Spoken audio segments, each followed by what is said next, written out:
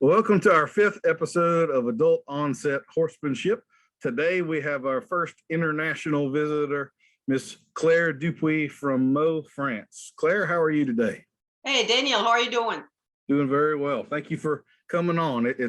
You're the first non-trainer, I guess, that I have, although you kind of are a trainer. So your expertise is in saddle fitting. So I'm interested to get into that with you here in a little bit. We'll start off with our lightning round questions for points. So these are meant to be short answer, informal, just kind of break the ice sort of stuff. What is your favorite way to relax? Riding horses, maybe. Morning or evening? That's a tough one. It's a really tough one. For riding horses, morning, definitely. Bay or sorrel? Oh, shit. I love both. I have both. I love both. I can't answer that. No problem. Okay, so you had told me that your family was having pizza tonight, so this one is fitting. Does pineapple belong on pizza? Not really. Okay, that's a big controversy here in the U.S. I know. I heard about that. Maybe one day I'll have an Italian on and we'll get them into a big cussing stream when I bring that. Oh, question. Gosh. Yeah. Be careful with that. Do you have a horse-related pet peeve? Oh, I have a lot. Okay, this one is funny. The rope holders that everybody uses, the rope, just rope holders. Here in France, people absolutely want to call those things ethological halters. Ethology is the science that studies animal behavior. Okay, and so so what you guys would call more or less natural horsemanship or any variation of that in the US, in France, we call it ethology, oriented riding, whatever. And so the rope halter, French people absolutely want to call them ethological halters, which is ridiculous. It's just a halter made of rope, and that drives me absolutely insane. Okay. What's your favorite beverage? Diet pop. Very Okay. Yeah. I had a pretty bad addiction to Diet Coke that I picked up when I lived in very briefly, I spent a year in the US as an exchange student in Virginia, which is where I picked up the accent that you probably hear right now. And I also picked up a pretty bad addiction for Diet Coke. And at my worst, at my peak, I was having at least a six pack or more a day, cans, little cans. That was pretty bad because even though, this is sugar free, but you got all the aspartame and whatever other shit in there. So that was not very healthy. So I quit. Cold turkey. I completely quit for a couple of years. And then I worked my way back up. And now I enjoy a couple of cans a day. But I'm not doing the six pack anymore. I promise. I think that stuff is only slightly less addictive than heroin. I really do. Yeah, probably. Yeah. Tell us something unexpected about you. Unexpected? Oh my God, I don't know. I don't know because with knowing me, I expect just about anything. I'm kind of thinking that too, but the audience doesn't have any idea who you are. So couture fashion or photography, what do you think is the curveball no one would see coming? Oh, yeah, maybe the couture thing, because when I used to live in the Paris area and I worked at the Paris airport, which is number 6 biggest airport in the world. It's a very, very big facility. And I worked there as a ramp dispatch for about 10 years. And then we moved out of the, Paris area and we came here. We are smack in the center of France, actually. We're in the geographical center of France. And employment is a big deal here. It's the rate of unemployment is very, very high. And I couldn't find a job. Even after 2 years, sending like over 100 resumes, I could not find a job. So I had to sign up for like a new training, and I was going to be trained to actually be a seamstress and do some sewing, because we have some couture companies here that still, survive. And so I did that for a little bit. And that was very, very unexpected. Yeah, I never expected that. Working in a factory in front of a behind a sewing machine, I never expected that. Some of these I designed more for guys, I guess, but I'll just continue on. What superpower would you choose? I don't know, killing with a look, maybe. Okay. Something tells me you have that ability already, but maybe Sort not. of, sort of. Thoughts or feelings? So are you more a cerebral, analytical thinker, or Oh no, I'm a gut person. I'm a gut person, definitely. do you have a favorite piece of tack or horse-related tool? Yeah, I have a fetish for my saddle. My saddle, I told my husband if I were to die tomorrow, I want to be buried with it, you know. Okay. Do you want to tell us what that is? I know you've been through a bunch of them. So which one? Yeah, well, for it's now my profession. So I buy saddles, I buy used saddles, I kind of pin them up and make them make sure that everything is safe and in place and everything, make them beautiful and resell them. That's my current job. And I've had a couple of hundred already under my belt. And this one I've had for 3 years, and nothing has replaced it in my heart so far. So it's and amusingly enough, it's built on an Equiflex tree. And I know that some people, the Equiflex tree tends to paralyze riders a lot. Some people love them, some people hate them. So personally, being rather lightweight, I love them. And so it's a Pullman saddle built on an Equiflex tree. And I believe it's a custom piece because I've never seen the like of it. I think it was done probably for a customer, and I was lucky enough to be able to buy it secondhand. And I've recently had my saddle maker, because I work, in collaboration with a saddle maker. And I recently had him entirely kind of furbish it you applied a brand new layer of Vaseline, so now it's all nice and shiny. And I actually took my first ride in it this morning, ever since it came back from the saddle maker, and I love that thing with a passion. I have an old ML Letty saddle that's about as old as I am, and it's kind of the same way. It's like a favorite pair of blue jeans. Yeah, absolutely. Yeah. Do you have a favorite book or movie? Oh yeah, actually a really really big movie buff. My husband and I, we watch tons and tons of movies. We watch just about anything that is released. And as you know, my favorite movie is Fight Club by David Fincher. Yeah, my daughter is actually named after the female character of that movie, even though that female character is maybe not a role model for a 13-year-old girl, but that's what she's named after. Fabulous movie. Yeah. I recently watched that with my sons. Yeah, it's one of those that you should watch it every 5 years, whether you need to or not, for sure. Is there a preventable question or problem that you get sick of answering or dealing with that you just wish everybody would figure this out and we'd put it to bed and never have to deal with it again? Oh, there are lots of them. There are lots of them. Pertaining to saddle fitting, yeah, absolutely. I get asked over and over again. Okay, I'll give you an example. The one is, okay, I have a 3-year-old, 2-year-old, 3-year-old, whatever, and should I buy a good saddle for this horse because they're gonna grow and change? And I'm like, do you buy clothes for your kids? Mm-hmm. Do you buy clothes for your kids that are relative to their age and shape that they have now, or do you buy them clothes for when they're gonna hit the 18-year-old mark? Yeah. Obviously you're gonna saddle up this horse in a saddle that fits him now, not when he's older. So very true, very true. Riding with a saddle that doesn't fit is a sure recipe for hurting one. Yeah, amusingly, I'm in the process. I'm almost done, but I'm in the process of starting one at the moment. I'm starting a 3-year-old filly for friends of mine, and I'm starting this filly and it's fun. It's a nice adventure. I'm doing it with my daughter. My daughter is 13-year-old, so she's helped me starting my stud that we started last year, and now she's helping me starting this one.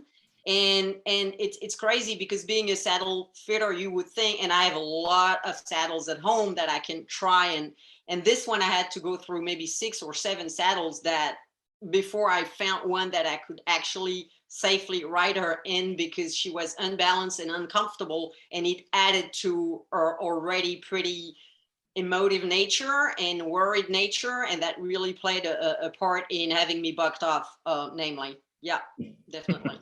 Okay. So a little bit of a left-hand turn to loosen things up. What is your favorite dinosaur? The T-Rex. Who else? Okay. Small arms dealer. Very good. Have you ever had a UFO encounter? Nope. Okay. Never. Well, we've come to the end of the questions, and I'm going to award you 92 points. That's the most anyone has gotten to date. So very good. Oh my God.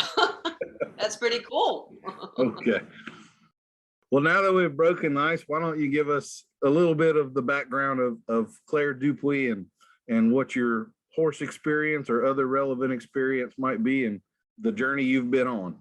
Yeah, sure, absolutely. So I'm 52 years old at the moment. I have this one daughter that I've mentioned before, and I've been riding horses and ponies and donkeys probably since, I don't know if it was before I could walk, but probably at the same time.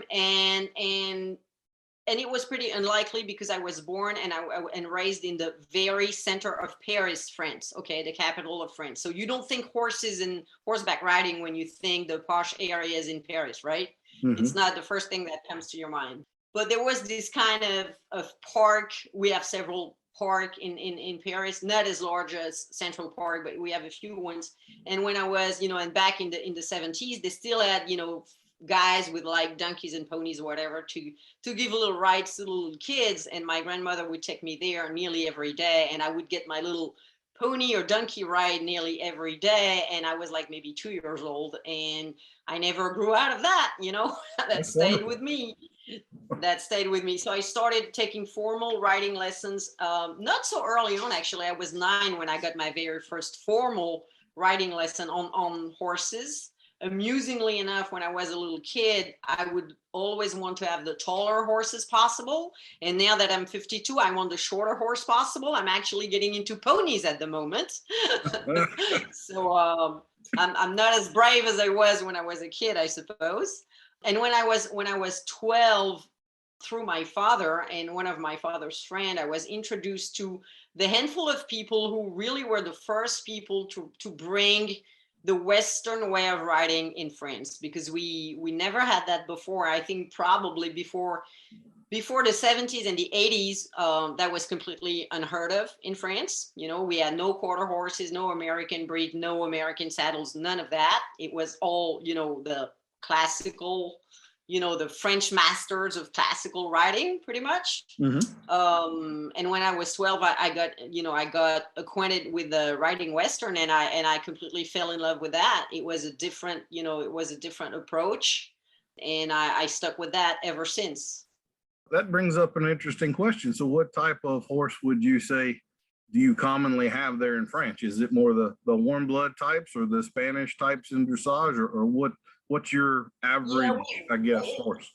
Yeah, it's all kind of saddle breeds. We have a French saddlebred, and then we have all the breeds that come from either for show jumping or dressage. We have all the breeds that come from Germany and the Netherlands. So all the warm bloods, the Dutch bloods, the whatever.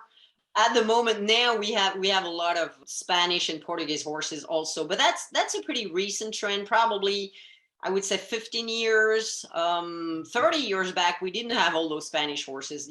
That's rather, it's not super recent, but I don't remember that as a kid. And we have a national breed. We have a French pacer, and they have changed quite a bit too, but we had a lot of that. In all the riding schools and stuff, you would get a lot of the French pacer. So they at the time, they have changed since, but at the time they were very tall, kind of skinny looking, and they had long ugly heads, and and the prominent withers, and now they have introduced some American thoroughbred in that, so that has changed quite a bit. Yeah. And right. and the friend of my father was mentioning, I think he was one of the very, very first to import an actual quarter horse in France. I think actually his horse, who was named Janis Bar, and I think he was the first quarter horse ever imported in France, and we share the same year of birth. That horse was born 1969, and I think it was the very first quarter horse imported in France. and he lived happily in France till the age of probably 30. So and now we have a pretty good quarter horse industry here. They are quite popular now. Mm-hmm. The discipline you're most closely related with is actually reining at this point. Is that correct? Yeah, absolutely. My discipline of choice, and it's funny because I have a love-hate relationship with reining. That we may go into that further a little bit down the road, but yeah, that is the one discipline that, as many times as I walk away from it, and I'm like, oh no, I'm done with that. I want to do something else, and this is just not for me, and la la la. But I always go back to it, always. And since the last maybe 5-10 years, we have a new big interest for all the disciplines involving cattle. This is becoming increasingly popular. That and all what they call the kind of cowboy trail or mountain trail, all the obstacle courses that are not indoor trail with all the just the poles on the ground, but all the more like natural ranch trail, mountain trail, whatever. This is becoming very popular as well. But reining is like the dressage of the Western world. It's like, I don't even know why they invented Western dressage. I mean, who needs Western dressage? Sorry for the Western dressage, fans, but to me, reining is the real Western dressage. What about, because I do know you fairly well. We've known each other for a few years now. You've got 7 years actually. Yeah. Well, there you go. Do we have an anniversary I'm unaware of, or when? So you also have a pretty strong background in dog training. Do you want to tell us about that a little bit? Yeah, sure, absolutely. Yeah, I was pretty involved with Belgian Malinois for a little bit. But I had one, and I was training it for bite work and doing a few little low level competitions, and really that's something that I miss a lot. I may go back to that at some point. Maybe if horses get too expensive or take too much time, or as I'm getting older or whatever, I may go back to doing that at some point, because it's really something that was really, really dear to my heart. It was very fun. It was a lot of fun, and I really enjoyed that. But so I started out with work line, Belgian Malinois. And then, because I'm a very visually oriented person and I like everything beautiful, I turned to the show bloodlines, which are quite different. It's like in Arabians, you're going to have the endurance Arabians who are very different from the show ring Arabians. Mm-hmm. And then the quarter horses, the halter or bloodlines are going to be very different from the, racing or reining bloodlines, whatever. Mm-hmm. So the Malinois, it's the same situation. There is a very, very strong, too strong actually, dichotomy and split between the working lines and the show lines. And I started out with one, but I pretty quickly switched to the next. And I was a very, very successful show Malinois breeder for 10 years. And after 10 years, I was actually so successful that it's lonely at the top. Casey Deary has this mare called Lonely at the Top. That's true. When you've reached the top in any given discipline, it's very hard. I think it's harder to stay at the top than to get to the top, because when you're trying to get to the top, you have that hunger and you're the underdog, and so that gives you a lot of leeway, a lot of freedom in what you're doing. But when you're at the top, everybody wants to get you down from there, and it gets really harder to stay motivated and to just keep shining and keep being on top of there. So I bred quote unquote only for 10 years, which is actually very short, because mm-hmm. successful breeders, they have like 20-30 years career normally. It's not something that you build on the snap of the fingers. It takes time. So my raise to the top quote unquote was very fast. I bred very successful dogs for 10 years, and then I kind of retired from that within a year or two, and I was done with it completely. And now I have mutts from the Humane Society. I have 2 dogs who are rescues. They are mutts. They don't listen to nothing, so it's pretty funny when and I have a friend who's telling me, but how do you do it? You've had the most beautiful dogs in the world. You have the best trained dogs in the world. And now you have two mongrels, that don't even come when you call them. That's pretty ironic. And I'm like, yeah, I'm fine with that. That's good. We have a border collie that my wife has claimed, and kind of like the Malinois, border collies tend to be very intense and very intelligent. Oh yeah, yeah. And most of the border collies I've known, you can't hardly touch. They're never petted. They tend to be very skittish. And my wife has turned this thing into an absolute useless lap dog. Oh my God, this is fabulous. He's nothing like any border collie I've ever known. But anyway. All right, good. Well done. Well, I bring up the dogs because I always find that people with a background in dogs fit very well into the horse business. They already have an understanding of true behavioral theory and principles, and particularly with the Malinois, one of the biggest issues we have with horse people is that when they start out, they tend to get intimidated by the horses. But you would have the same issue with Malinois. Not many people have really been around a truly strong dog like that you really have to watch and be in control of.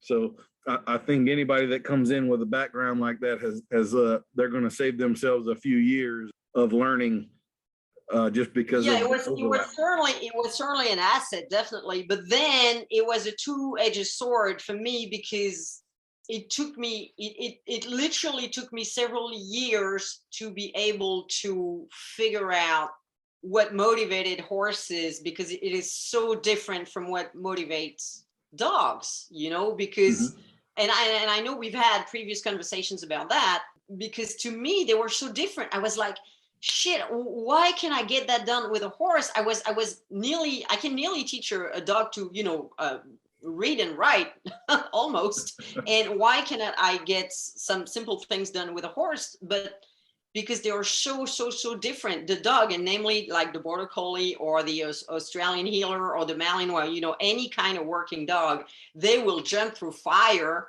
just to be able to do something with you and work with you, and they want to interact and they want to partake, and they are the interaction is their sheer motivation. You nearly don't need to give them anything else, because the mere fact of doing something with you is very motivating. And it took me literally years to figure out that the biggest reward you can give a horse is to throw it back in the pasture and walk away from it and do nothing with it.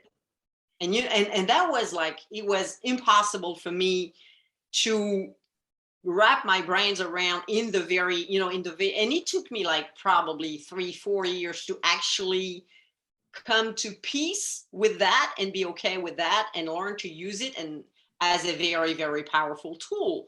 Because now, when I am doing like a schooling session and my horse does something that I really have been trying to get to and he does it well, I literally jump off and I undo the cinch and I go tie him up and leave him alone, and that's his like big reward. Like, oh yes, you did the right thing. The human comes off and leaves you alone. And it is so the polar opposite of what makes a dog tick, that it was an asset to be into animal training. Definitely. I had some concept, but that very big difference was extremely hard for me to overcome. I understand what you mean. That's one of the things that we have a lot as a clinician. People are always chasing this connection with their horse, and always, if I'm being candid, the thought in the back of my head is you just need to get a dog, because you can connect with a dog in a way you're never going to connect with a horse. They just are not wired that way. Absolutely. But that's human, and I know exactly what you're talking about. All those people, the horse just did something well. They want to rush to it, hug it, pet on it, talk to it, and the horse, and that's not what's going to reward the horse. You want to reward the horse, back off, go away, leave him alone for like 2-3 minutes. That's the true reward. And it is so hard for humans to do. So hard. Agreed. Well, you've mentioned Marla and your husband. You want to tell us a little bit about your family? Marla's 13 and named after a psychopathic woman in a movie. So how does that work out? Absolutely. Yeah. Well, she's doing pretty well for what she's been named after. She's she's very gentle. She's a very kind soul, I think. And it's fascinating, because I'm bringing her into my horsemanship journey, and that's pretty special. I don't know if your sons do the horses with you. I know they are into cattle a little bit. I know they've Mhm. been showing their cattle and stuff. That's pretty cool. Mala, of course, she's been riding horses, ponies and stuff since she was almost a baby. But for the past maybe 2 years, she's really gotten into it, and I am amazed at what she can do at 13 of age, and the feel she has, the timing she has, the understanding she has. It makes me very, very hopeful for this new generation that is coming. Because what I know now at 52, and I don't know shit, I'm just a backyard owner who happens to train a little bit more than the average owner, because I have access to a little bit more horses, because I am lucky enough to have friends who trust me with some of their young horses. So I have access to some young horses that I can play with. But otherwise, I'm just basically a backyard owner. So I don't have any specific talent or skill, but I've done a lot of research. I'm a very, very avid learner, as you know, and I've spent literally thousands of hours just researching that stuff because I'm fascinated. And I've spent, nights overnight, not sleeping, and thinking about how can I do this with this horse? Why is this one doing that? I'm kind of obsessed with it. So all of that to say that now I have kind of a little background of knowledge that I'm carrying with me. And I'm like, shit, if I had that when I was 13 or when I was 20, I would have been a completely, different horse person, and I would have been so much better. So the ability for today's kids, and I'm not a unique case at all. There are a lot of people who are getting a little bit more skilled and a little bit more knowledgeable, and they are giving that to their kids. So this new generation has it pretty much, pre-chewed, so to speak, because they have access to all this knowledge that we did not have 40 years ago. Mhm. We can't, whatever how you want to, however you want to name it, but I will name it for the sake of simplicity. Natural horsemanship was not what, 50, 40 years ago, we did not have what we have now. And those kids, they have access to that now. And it's maybe not mainstream yet, but it's getting there. It will be mainstream at some point. So what a fantastic improvement in the life of horses for the generations to come, I Mhm. think. Yeah.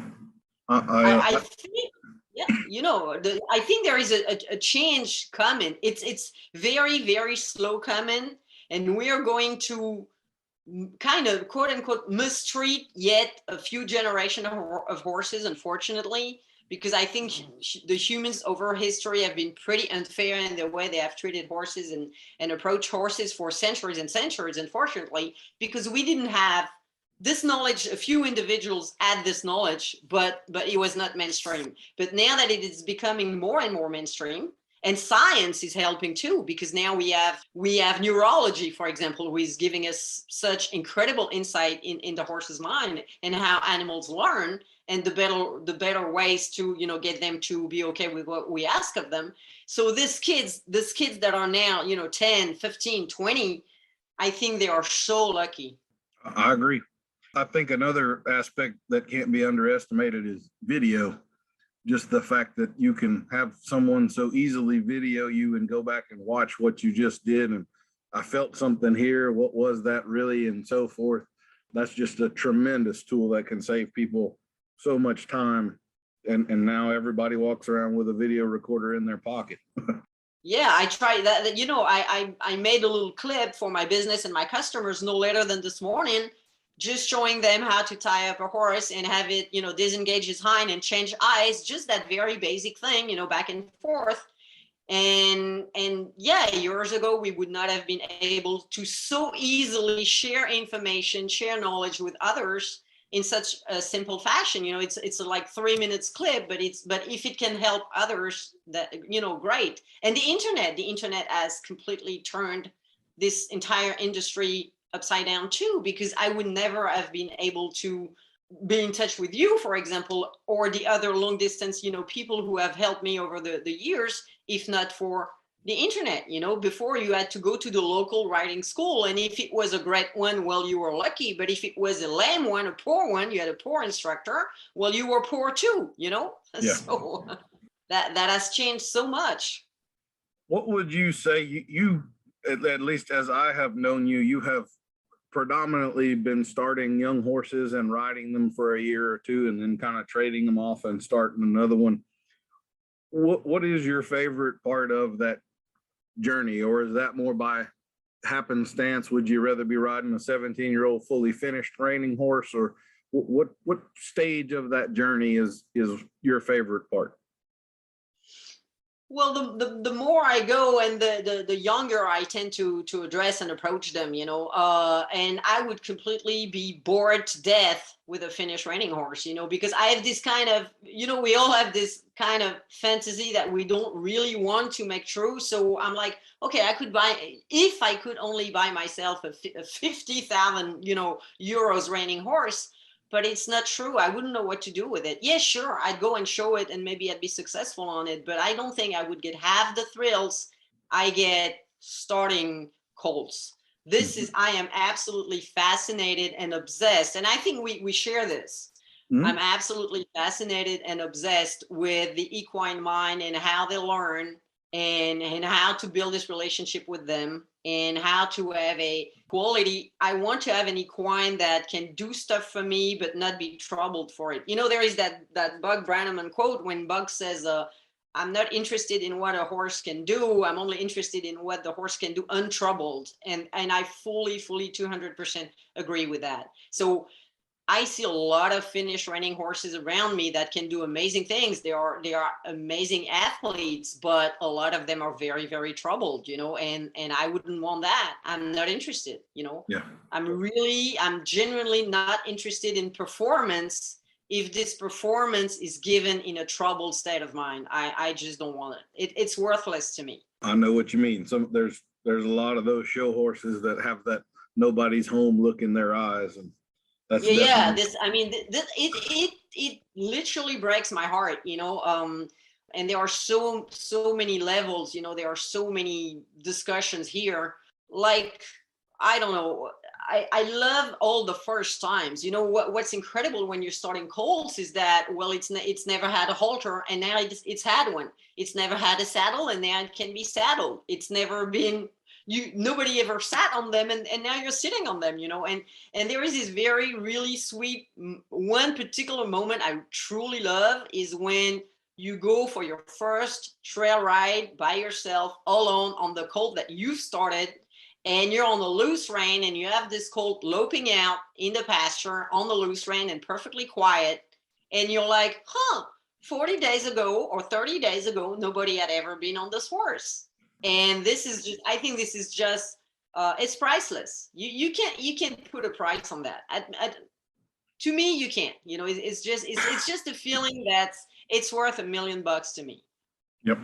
I do know what you mean. The older horses definitely bore me because, like you say, my first trail ride on a horse is usually the 5th or 6th ride, but you get on that horse that's been ridden for 5 years and all you can say is, well, maybe he lopes a little bit better to a degree that no one can see or appreciate today than he did yesterday. So you do a lot of work for very little progress, but with the colts, it's exactly so much every day. That's the percentage of the progress that you can quantify, when in the beginning, the progress are just huge. It's night and day, because like I told you, it's you can't, and then, oh, you can. So that's a 100% progress, right? Yep. And then when you start getting into the maneuvers and the fine tuning and the honing of the skills, you have to work so hard, like you said, for progress that is actually very minute. And so maybe I'm too lazy. It bores me. It's not worth it, So I tend to kind of quit, so to speak, on the horse when I have to put the lead change on it. And this is funny because we've had many conversations about this, but I've still not, broken this wall. This wall is still there in front of me. I have a friend who's telling me that I have analysis paralysis about it. And she says, it's a mental block that you have. And I'm sure she's right. And you would probably tell me the same, but I've still not climbed that peak. The And lead when change, you I mean? kind of mess around with the lead change and it doesn't get reliable, and I cannot say that I achieved it, and then I kind of pass on the horse to someone else and I say, hey, just fix the lead change and he's good to go, and everything else is pretty much at least decent. I Mhm. haven't broken anything. My favorite place to ride a horse during lead change sessions is out in a big pasture where there's no corner of the arena coming up, and you can do real big circles and that kind of thing. And I don't know if you have access to something like that, but it gives you so much more time to accomplish it that it really makes things a lot easier. And if the horse wants to go a little bit fast or gets a little anxiety, you have plenty of room, just let them blow it off and then come back to it or whatever. Yeah, I used to have access to that, and I did practice lead changes in that setting, and actually it was pretty good. It was probably the best attempts and successes that I've had, in this department, where in this setting of a very large, pasture, no borders, no fences, no walls, no nothing. But yeah, I tend to, when they get that close to being, really pretty well broke, that's when I start to yearn for a really green one. Yeah. Yeah, and I want to move on to the next. Yeah. So it makes me very not faithful with horses, and I'm always kind of waiting for the horse of my life, quote unquote, that I'm going to want to keep forever. But I haven't met this guy yet. Maybe the one I have now. I don't know. He seems like a pretty good candidate, but not sure. What do you want to tell us about him a little bit? Yeah, You mentioned him earlier. I have a 30-month-old, very heavily reining bred pant horse. He's a stud, and that I actually bought him. He was like a week old. I saw him being born on video, and I met him. He was like 4 days old, and I took him here with me when he was 6 months old, and I raised him ever since. So obviously, when you have a horse this young, you have a very, very strong connection. And he's a pretty special horse. He's the one with that has a white face and blue eyes, and he's deaf, and yeah, he's a kind of special needs horse, so to speak. But he's a fun guy. He's very gentle. He's like a big puppy dog. He's not even like a horse. But he's a good teacher also. He's an interesting project because being deaf and all, and being, he's a very minus, quote unquote, horse. Stacy Westfalds talks about minus horses and plus horses. This one, when he's unsure about something or bothered about something, he goes within himself. He gets slower and goes within himself, and he's not like gonna buck or run or spook or shy. He goes, he's like a computer. He becomes slower and slower until he's frozen. So that's it was the first one that I ever had that was like that, and it's been a pretty nice learning curve too. I've never fooled with a deaf one. I know within the reining bloodlines that definitely is one of those things that's showing up now a lot more. So I'm sure that is a big change. It is a change, and I think it's very downplayed by the reining industry because it fits their agenda. It fits the reining trainers and breeders' agenda because well, those deaf horses, they're all pretty much from that stallion, the Colonial Smoking Gun, aka Gunner, who is the #2 leading sire in the reining industry with, I don't know, $10 million of gains for his offspring or whatever. And so he was bold-faced like that, blue-eye. We believe it's the SW2 or SW1 splash gene who is causing the deafness. And they tend to be very gentle horses, very quiet. Obviously, in the show pen, they're not going to need the earplugs because they can't hear anything. And so they really fit the reining trainer's agenda a lot. And they're very tolerant horses. You can train on them, which is a nice way of saying that you can discipline them and correct them and sometimes be a little harsh with them, and they will take it very well. They're not going to fight back until you really get in there really hard. They're not going to fight back. So of course they're the pets of those trainers because they can train on them pretty hard, and they're also very talented, very athletic. And I think that's why the reining industry has been downplaying this disability, because it's what it is. This horse is missing one of his main sensory inputs, right?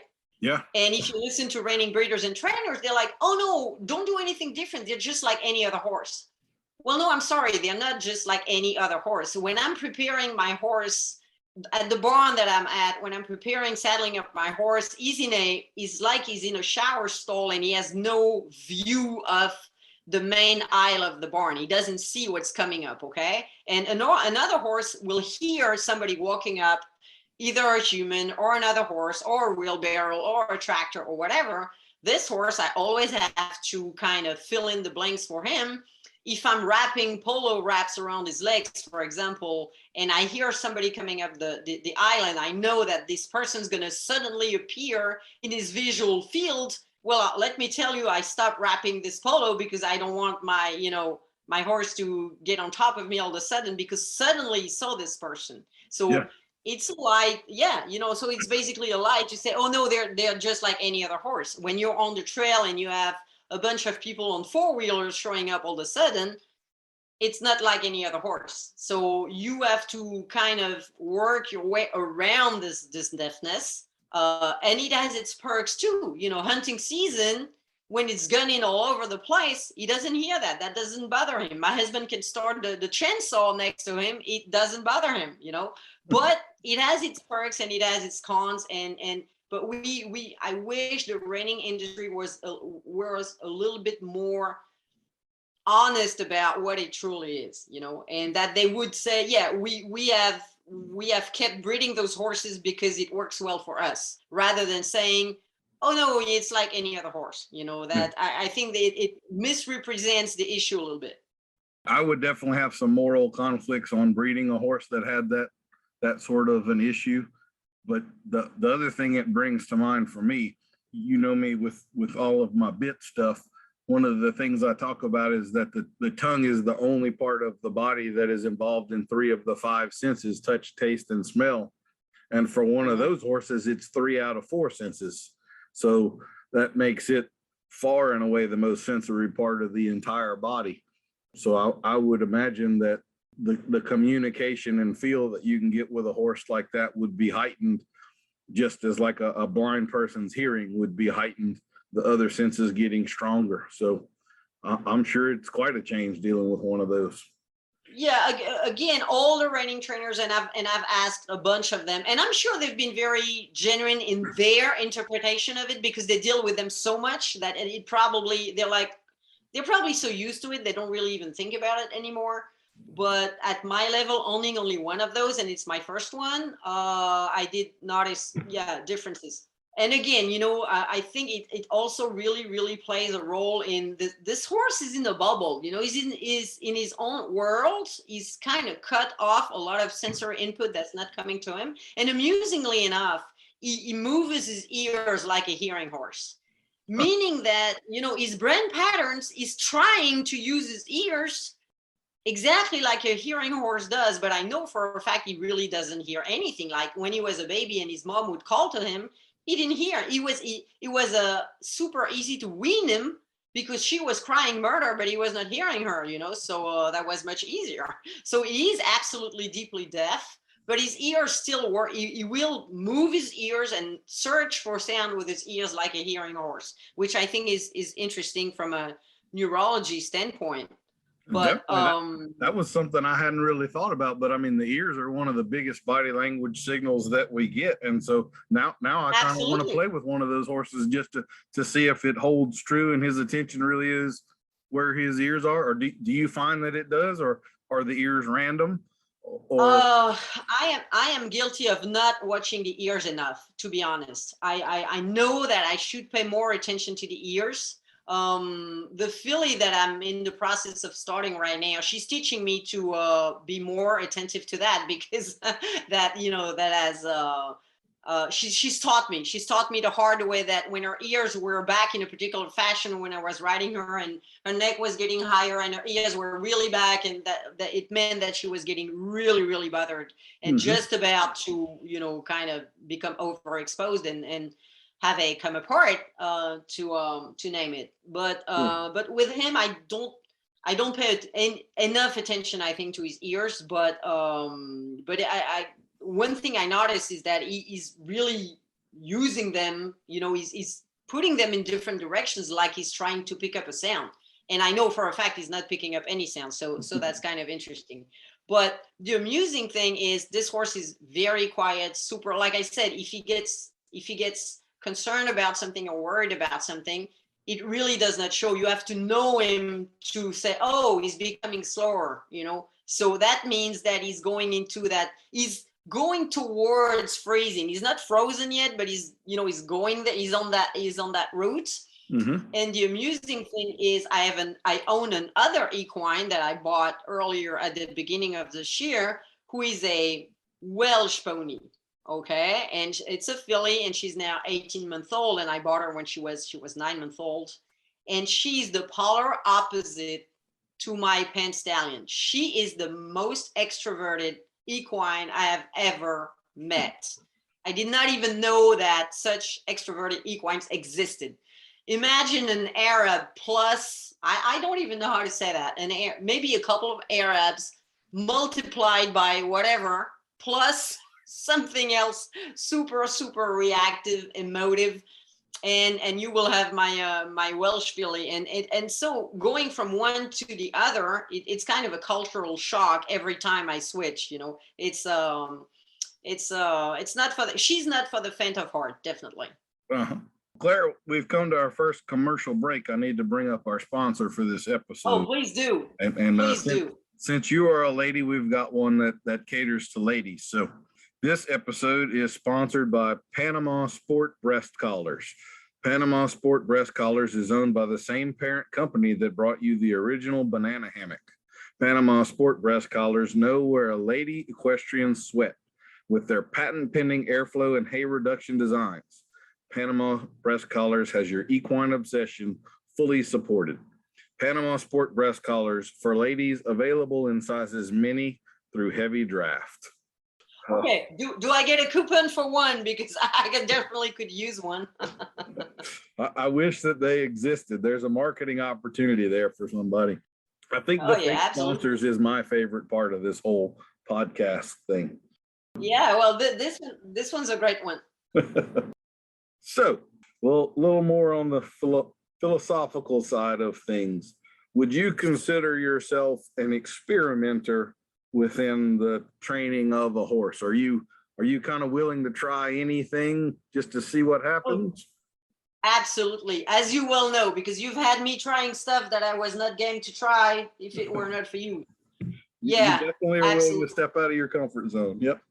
Oh yeah, absolutely. Well, I think I think horses, they learn a lot by trial and error, right? And I think humans too, and we have to try. And one of the highlights of my equestrian life was the day that I met Joe Walter.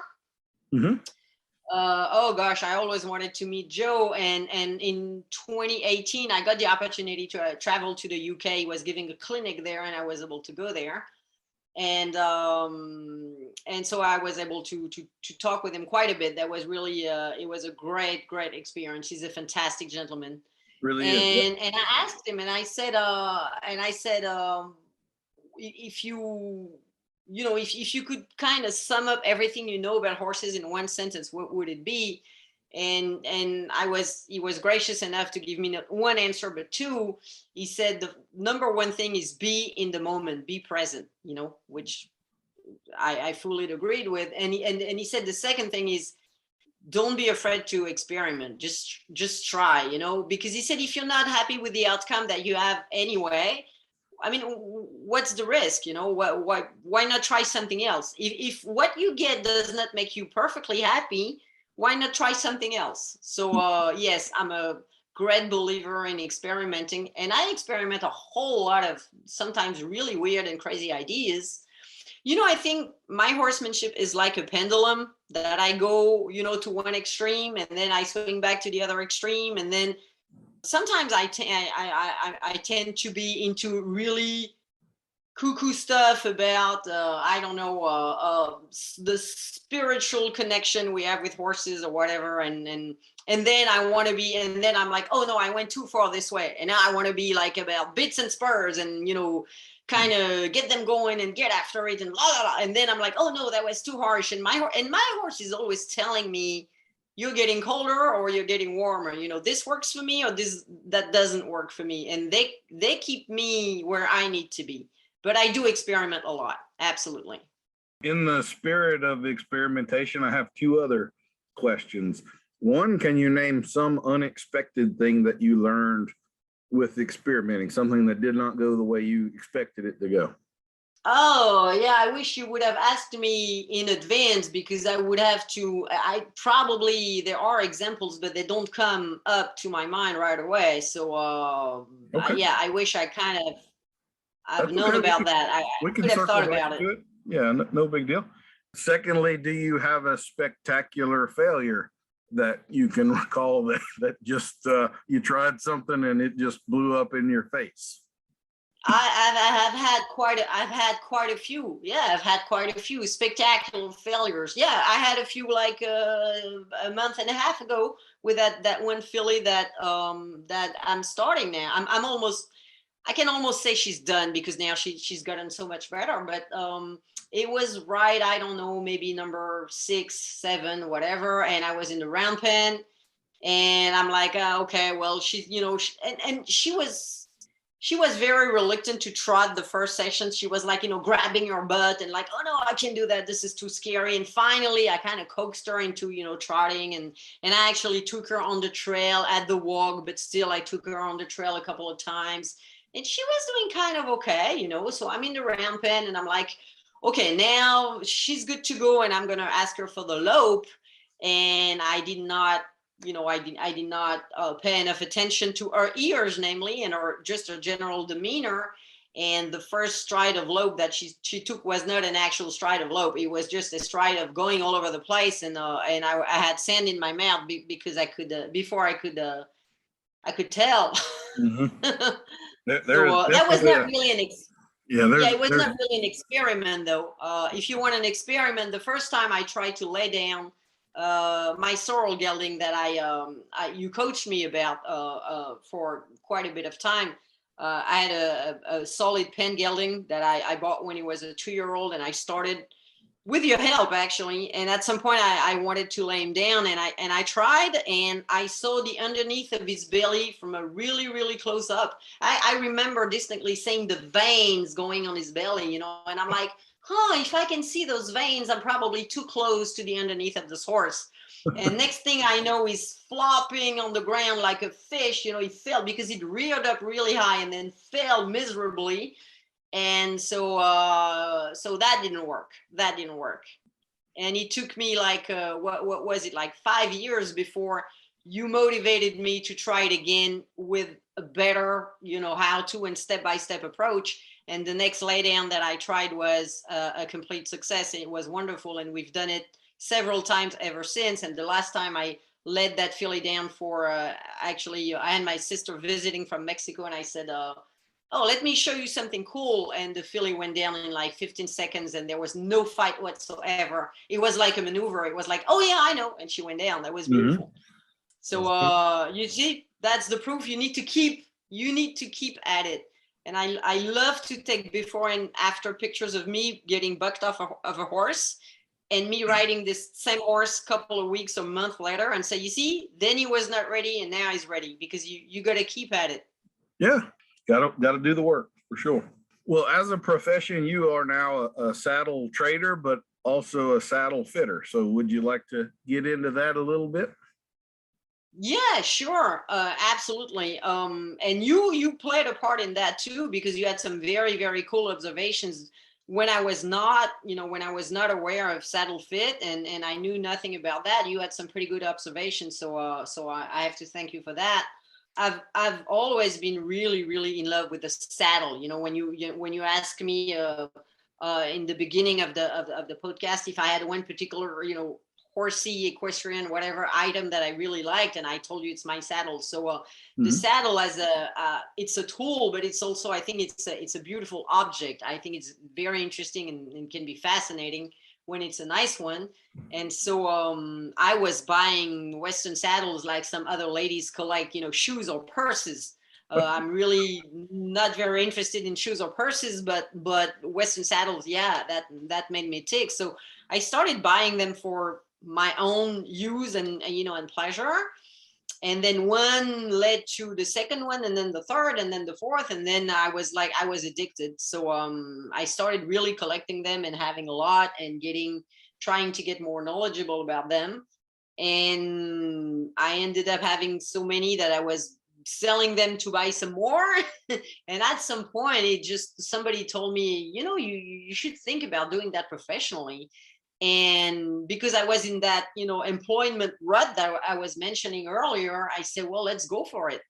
And then I realized there was a real niche market that is extremely hungry for saddles. And now my company is in its fourth year of existence, and we are having a very big expansion at the moment.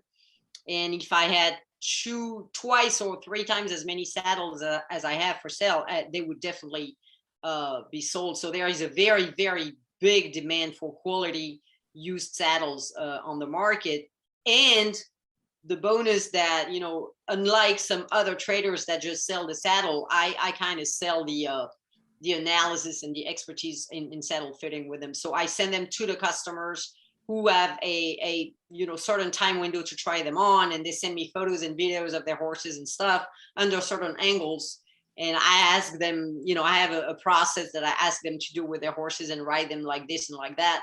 And with all this data collected, I advise them whether they should keep it or not. Of course, the final decision is entirely theirs, but they have this expertise that they are not alone in their purchase. Can you define that process for us a little bit? What are you Yeah, looking absolutely. for Yeah, or not absolutely. wanting to see? Or No, definitely. The first thing is to put the saddle on the horse with bareback, without a pad, in the proper position, which is with the front of the bar right behind the scapula of the horse, because we all naturally tend to put the saddle too far forward, I'm which is the about to one do a remark that you video had on for that. me a couple of years ago, and I slid that saddle back, and I was like, oh, Daniel is right. Works much better like that. So because you can have the best saddle in the world, if you put it in the wrong place, it's not going to work. I can have the best shoes in the world. If I put them on my head, they're not going to work for me. It's the same thing. The saddle has to be in the proper position. That's the number one thing. So I asked them to put the saddle on the horse's back without a pad and have pictures made for me. It's basically 45-degree angle from the front, 45 from the back, full front, full back, profile. And I kind of look at how the saddle lays on the horse. I try to use my laser eyes and see the bars of the tree on that horse's back. Then I have them doing the same thing with the pad and the cinch done. And then I tell them they need to ride their horse, because the horse is going. I'm going to give my technical opinion on a static situation, but the horse is a moving animal, and you don't. Then I ask them to ride their horse, and so what you have to judge is how is the horse moving forward, the quality of his stride, how far does he reach with his front feet, how well does he bring his hind underneath, is he bobbing his head, where are his ears, how does he look when you put the saddle on. All those, I tell the people that the horse needs to be the judge. The final decision should belong to the horse, because he's the one who knows how he feels in the saddle.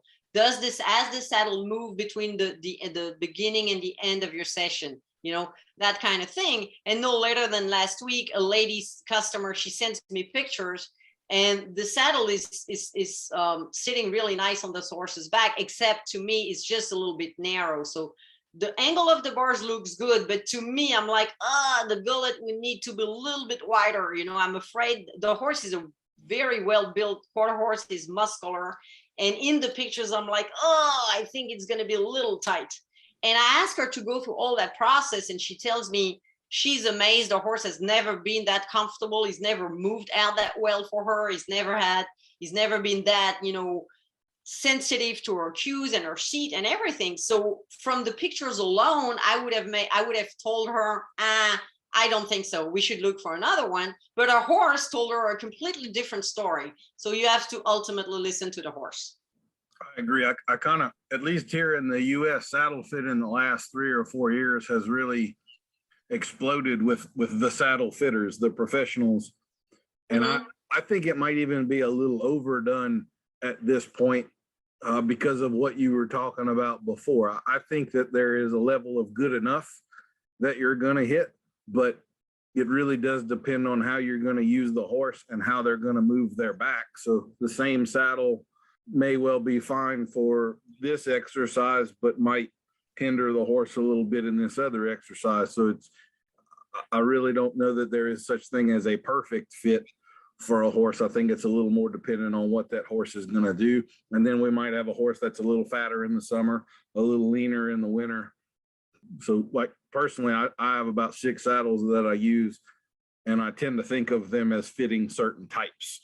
So like I have a saddle that fits kind of long, narrow backed horses, and another one that fits short, thicker horses and so forth. And that's more how I think about it. I'm also in a position where I have to ride a lot of horses. If I was only riding one, I may be a little bit more looking for that unicorn saddle that was perfect for that horse, but I don't know that it exists with my experience anyway.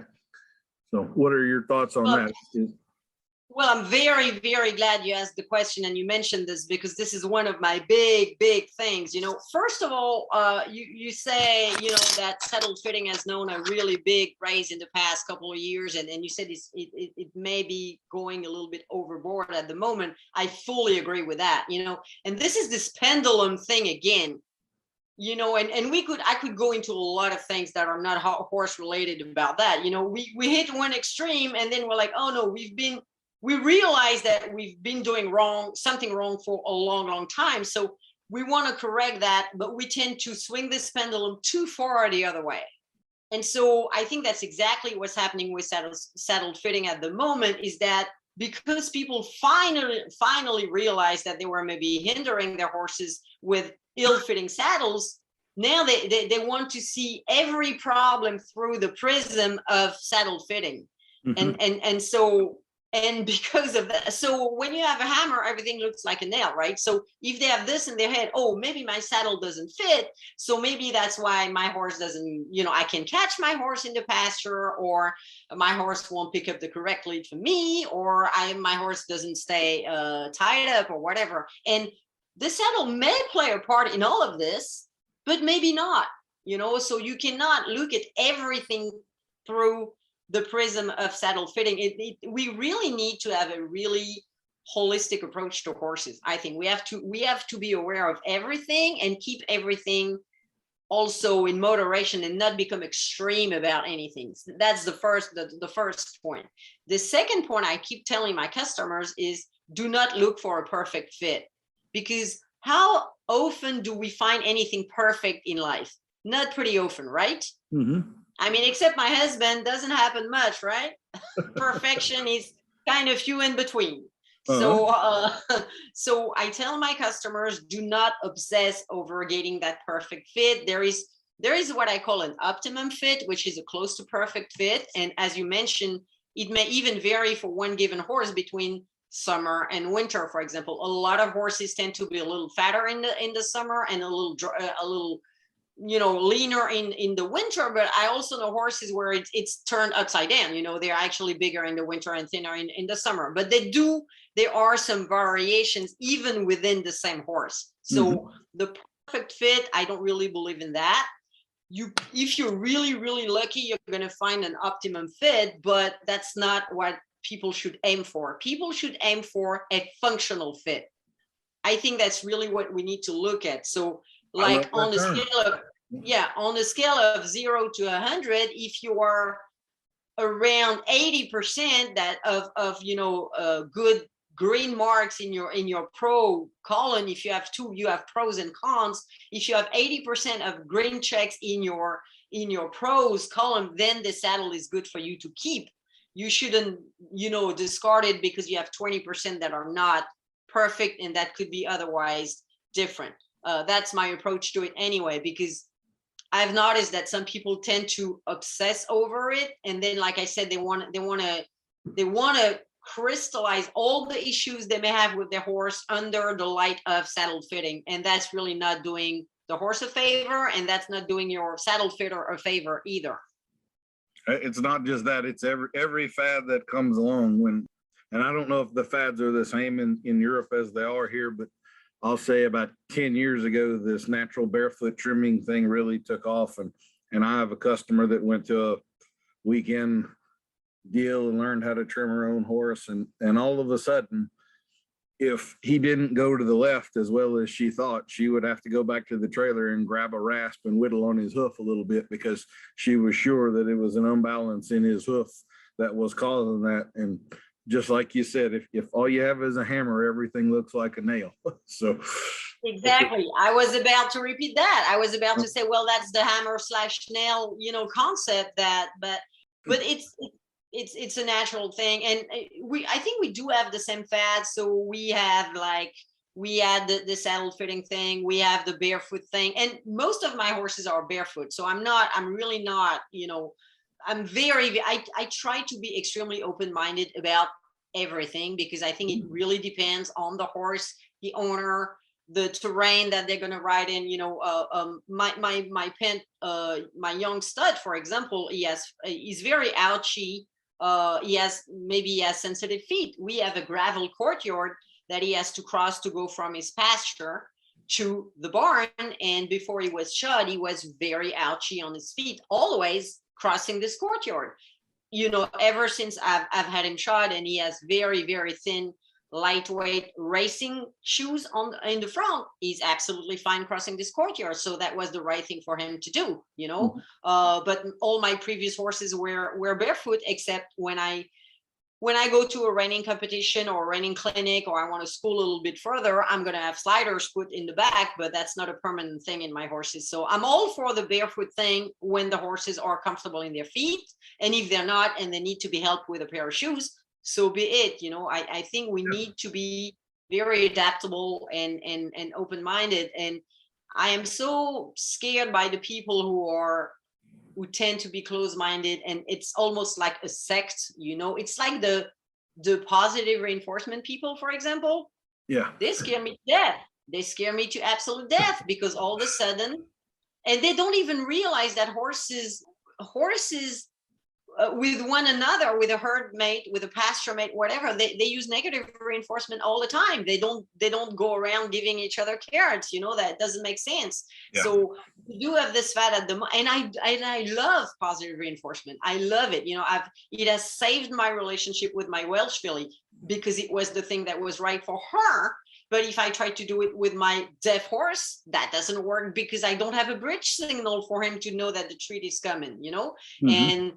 And the 3-year-old filly that I'm starting at the moment, it doesn't work very well for her, because she's happy to take a treat if she's relaxed. But the minute that she's worried, and she's worried very easily, she doesn't want that treat anymore. So again, it's everything in moderation. We have to be open-minded to all kind of technique and approaches, but people who are really, really set in their ways and don't want to look outside of their own box scare me. Yeah, I agree. I have seen some horses. I've used positive reinforcement with horses myself. One of the concerns I have with it is that food works on a very primitive circuit, and it is very easy to change dominance hierarchies without recognizing it if you're not very experienced. So I kind of believe that positive reinforcement training in horses is not something that novice people should do, because I have definitely seen them take average horses and turn them dangerous in short order without meaning to, or really realizing that they did. I completely agree.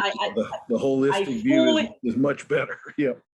Yeah, I fully agree with that. And again, I think it's a fantastic tool. I really use it, at least partially, with all of my horses. Interestingly, my 2-year-old stud, so I don't do positive reinforcement with him because he's deaf. So obviously there is no deaf, bridge signal, but I do hand feed him a lot of treats for various things. He has never tried to bite at all. He's not mouthy at all. You would think that a 2-year-old stud that is regularly hand fed would be, a nightmare, that he would, nip and bite and be mouthy. Not at all. And my Welsh filly, who is extremely extroverted and tended to be very nippy in the beginning, ever since and with her, I do a lot of positive reinforcement because that was really a lifesaver with her. Well, ever since I've started, she has gotten way less mouthy and doesn't nip anymore. Because she's learned how to properly take the food from you in a certain position and with respect, and there are certain rules, so that really helped her. But you have to know what you're doing. And I think, like you said, it's really not for novice people, and it's very, very easy to create monsters with that. So fantastic tool, but for certain things, it really depends on in what hands you put that. Yeah, like everything else, it can be the proper tool for the right horse at the right time. Just like most of my horses are barefoot as well, but then there are times when shoes are appropriate or even necessary if we're trying to accomplish certain things, like the Malinois. Once again, you give a novice dog person a high drive Malinois and you teach them a little bit about positive reinforcement, that is probably going to blow up in their face in short order. Yeah, probably. So yeah. Can most be likely with some horses. So, all right, we touched on this a little bit earlier, but is there any particular thing that you wish you had known at the start of all of this horse stuff? A little conversation, I guess you have the opportunity with your daughter, but what would you go back and tell the 13-year-old Claire about horses that she needs to know down the road? Oh, yeah, absolutely. I think I would tell her to not do unto others what she wouldn't like done unto her. And that is because that is the lead, that's really the lead concept of my horsemanship today. It's that there are some tools, and by tools, I don't mean physical tools. I mean, in a conceptual way, there are some tools that I will not have in my box. So that makes my progress slower. And for example, there are things that I cannot, achieve. But then the relationship with my horse comes first. And I think, again, we mentioned briefly show horses that we see going around that have good results. There are great athletes and everything, but we know that they're not very mentally sound, right? So I would tell her to never compromise the mental well-being and the relationship for one particular maneuver or one particular result. And I think, mistreatment and abuse and are real big issues in the horse industry. And again, this is going to come and bite us in the ass when all the animal protection groups are going to want to keep us from doing what we love, because they will have good examples to show of what we collectively have been doing to horses for years and years and years. Yeah. And so it's kind of, we're sawing the branch on which we're sitting because we've not been kind of policing and monitoring what the industry as a whole has been doing for years. So now we've given real reasons to the public to think that we shouldn't be allowed to do what we do. I completely agree. And I that's think a big concern. Yeah, part of the cults that you were talking about earlier, we are attacking ourselves from within. I'm always very, very leery of these people that get to the line of claiming abuse. There are definitely barefoot zealots here in the U.S. that will claim that putting shoes on a horse is abusive. There are people of other riding bits is abusive, and we're giving ammunition to our enemies that they're going to use to try to end the whole deal here before. That's exactly what I mean. But the problem is it's because shoes and bits and spurs and stuff are material thing that you can show to people who don't know, who have no knowledge. while the mental welfare of a horse is very hard to demonstrate. It's hard to explain to people who are not really into it that horses need turnout time, they need social interaction with each other, that kind of thing. And you can, if you keep a horse in a box stall and it's not shod and it's ridden without a bit, it can still be miserable and mentally abused, you know, but you're not going to be able to materially show it to people who don't know. So it's very tricky. It's very, very tricky, but abuse has been rampant in this industry for as long as I can remember. And we've always kind of, you know, wanted to sweep it under the rug, and that's going to come and bite us in the ass for sure. Well, I believe that the cure for all of that is education. And so that's my approach to it. But you also, like, to recognize abuse and that body language of a horse does require an expert. That's one of the things where when I see someone that really doesn't know horses claiming abuse, I kind of want to say, you know, you don't know enough to know whether that is or not. But on the flip side of it, you also have some of the dogmatic traditions that need to die, and the experts in those areas are so desensitized to seeing that body language. I'll give the example here with dressage, and you've seen the bit DVD, the whole saying that a foamy mouth is a wet mouth and a wet mouth is a good mouth. Jesus, yes, And absolutely. If anybody has seen my stuff, I think I've pretty thoroughly debunked that. But that statement of mine that a foamy mouth is not a good thing would be considered heresy in dressage. They really have morphed the body language around to be misreading it and thinking that one thing indicates something that it in fact in no way indicates. And so that's a balancing act. I would never go so far as to say that a foamy mouth indicates abuse, but I would certainly say that it indicates that there are some problems there that we could improve upon and make the horse more comfortable and happier. And that's kind of the way I approach it. But I would never attack them hard enough to give PETA ammunition to use against all of us anyway. No, certainly. But you know, I mentioned a love/hate relationship with reining earlier on. And maybe less so in the U.S. I think in the U.S. it's either gotten better over the past 20 years. I don't know, but reining in Europe, it's pretty infamous. You look at the horses and their facial expressions, the way they carry their ears, the wrinkles around their eyes, the way their nostrils are working, their mouth, just the face, not to mention the fact that a lot of them are still loping with their face between their knees, you know, but that's still rampant here, unfortunately.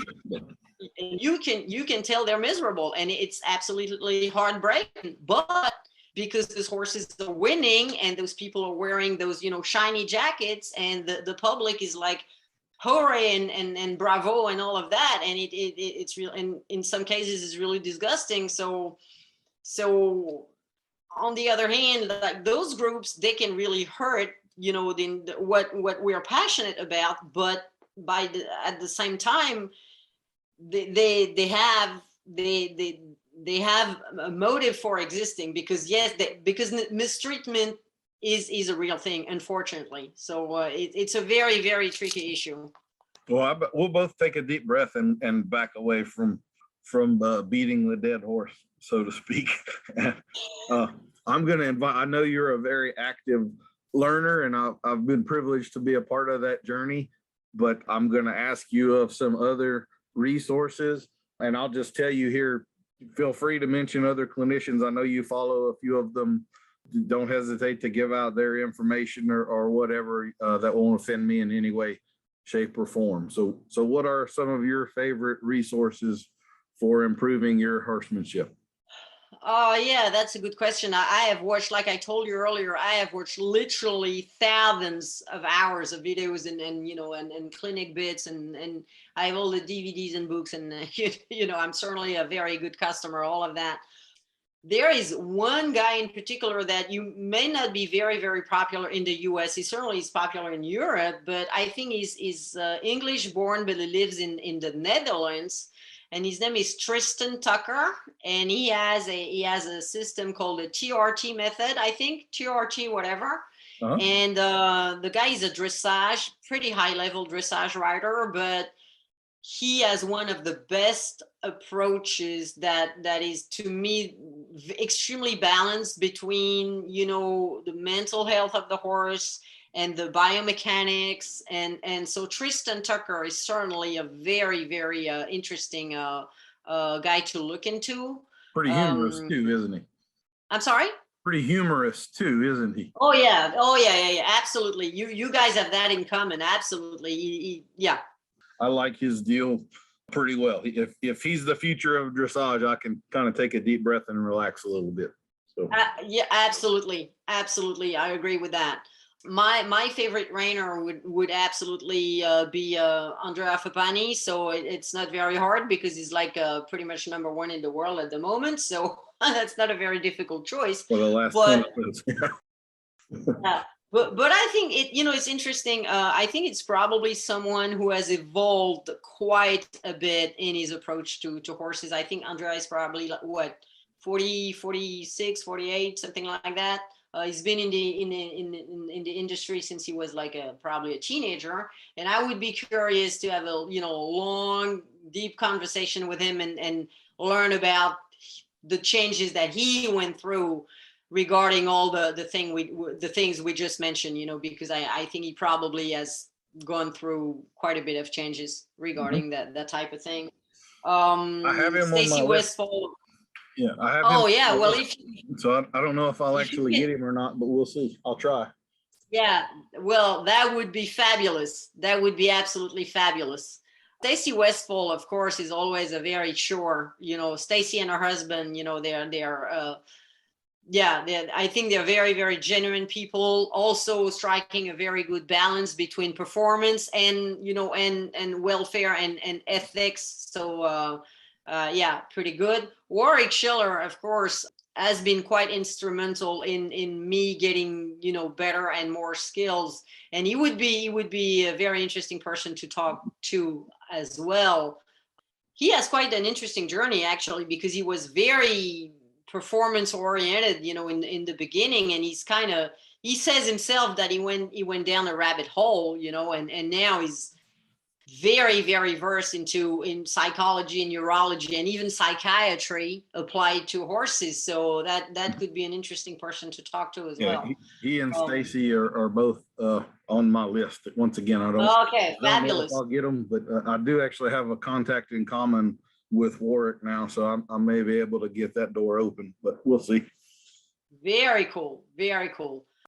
And I am a personal friend of a lady in South Dakota who's into a barrel. She's a colt starter by profession, and she's a good level competitor in barrel racing. She's actually at the World Show at the moment. And her name is Becky Emio. I don't know if you're familiar with her, from South Dakota. And you may want to have a chat with her too. She's a pretty cool lady. Okay. Badass, but cool. I like badass ladies. That's a good thing. They don't intimidate me at all. So that's great. So yeah, I think that's about it. There are a lot I've looked into. I mean, Clinton Anderson, love him or hate him, but he certainly is one hell of a horseman. He has namely, and it's free to see on the internet. He has some videos working with sucklings, like tiny baby foals, couple of days old, and introducing pressure and release to those babies. It's a thing of beauty to watch. And when I watched that, I was like, I don't know what I think of it. I don't know if I think it's terrible, or I don't know if I think it's amazing. And I think it's a little bit of both, but it's like what we mentioned before. It's something that you don't want to touch if you're not an expert horseman, but the way he does it, that's amazing. And he has those babies like doing sophisticated moves and being absolutely fabulously educated by the age of like 4 or 5 months. It's crazy, you know. But again, you need to be Clinton Anderson to do that. I wouldn't try it. Yeah, he's a complex persona. He's a complex character, but I think he's pretty darn interesting. Yeah, there's definitely a level of things that I experiment with that I'm not gonna show the world, because the misapplication of it would be disastrous. So I always flirt with that line. Everything I present is kind of old stuff to me for the most part. But anyway. Well, yeah, there's a real issue with that, you know, because the internet has all this very, very positive, impact that, like we said, we can share information, we can meet from other parts of the world. I mean, we're having this conversation. You're in Louisiana, I am in France. It's crazy, okay? Mhm. But then you also have all the negatives. Like, like I was telling you, I make those little clips just to show my customer and my, followers base that, oh, do this like that, or this is, maybe you should look at this with your horse, maybe you could do that.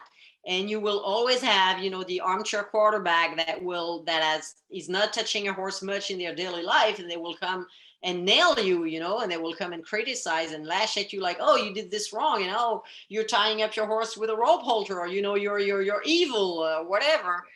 So it's kind of tiresome to always have to look for the bad, the negative stuff that the people are going to pick at, when all you're trying to do is actually bring information and be informative and try to help people and their horses.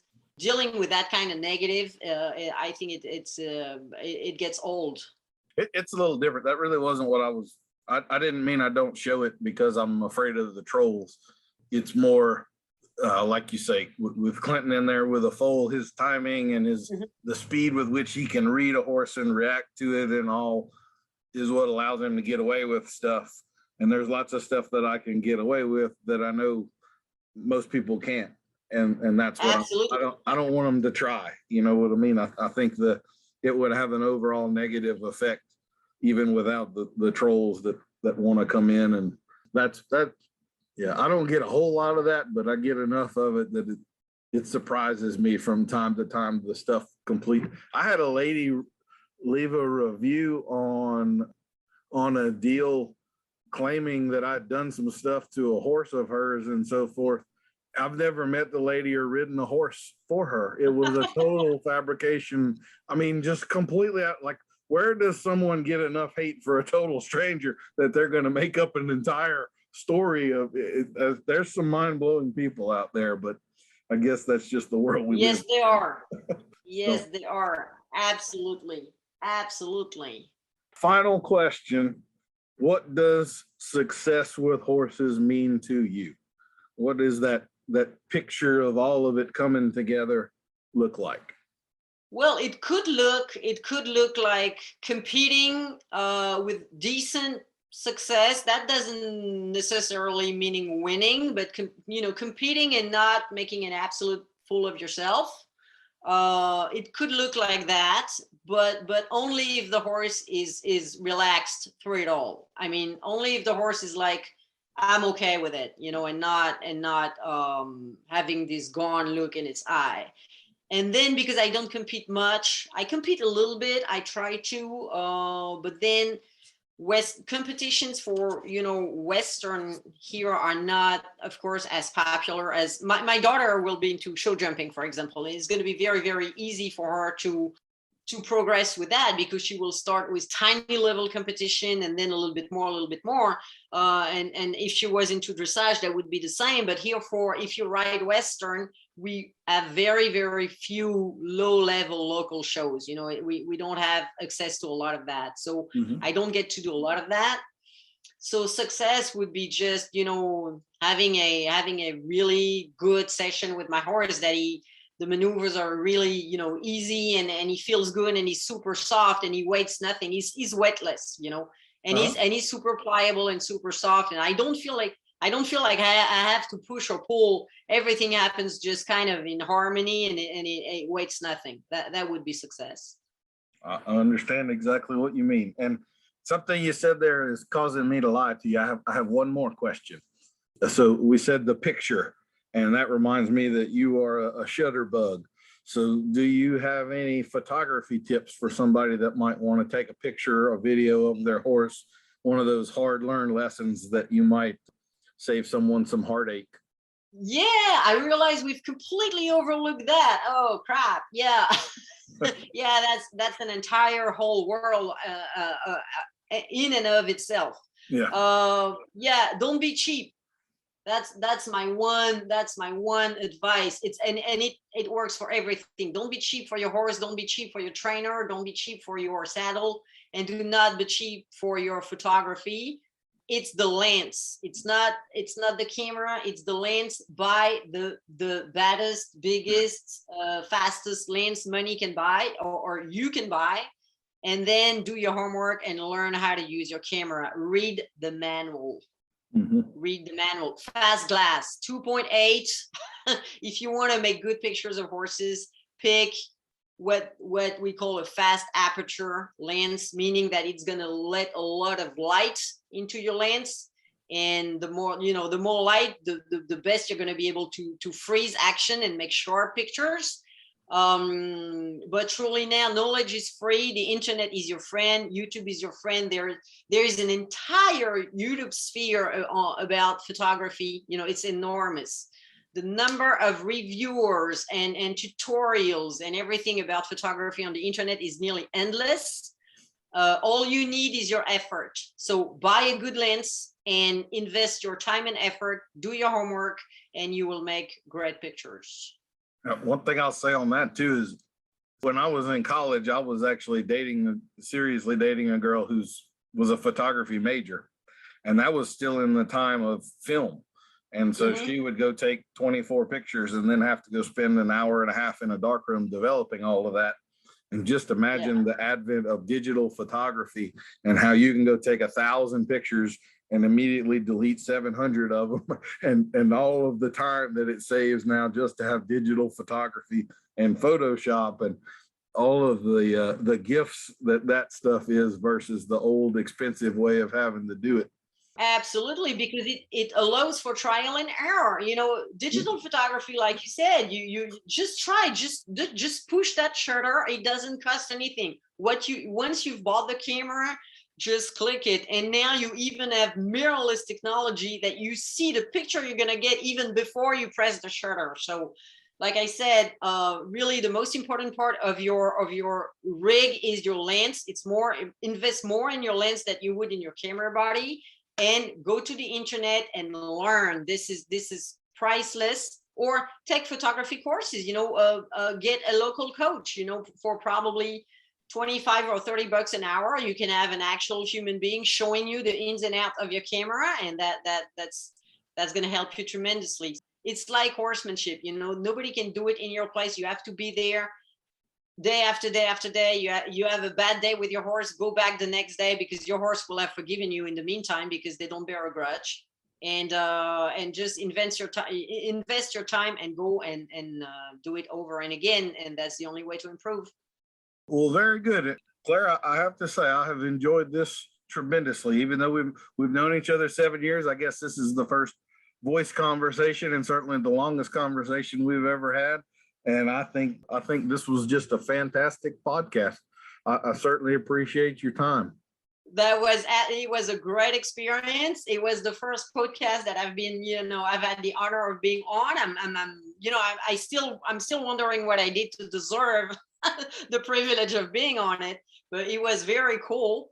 And thank you for having me on. And sure, let me know when it's available, and I'll listen back to it with a lot of pleasure.